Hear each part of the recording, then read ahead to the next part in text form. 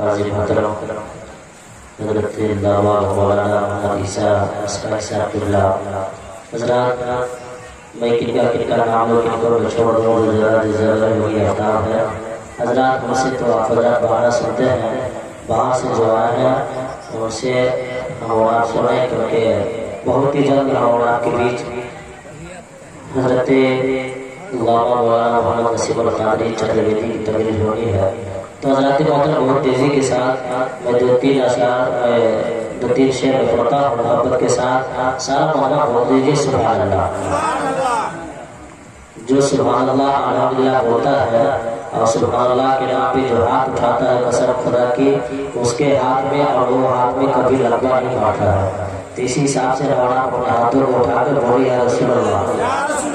मैं बहुत ही तेजी के साथ मैं नाते पाक का दो तीन बशार में पढ़ता हूँ, समाप्त करें मोहब्बत के साथ बोले सुभान अल्लाह।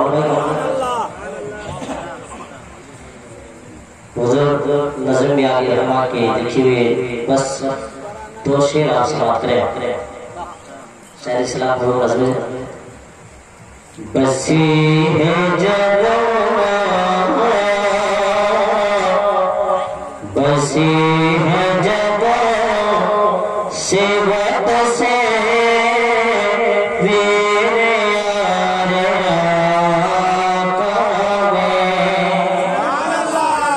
बसी है जगह से वत से वीर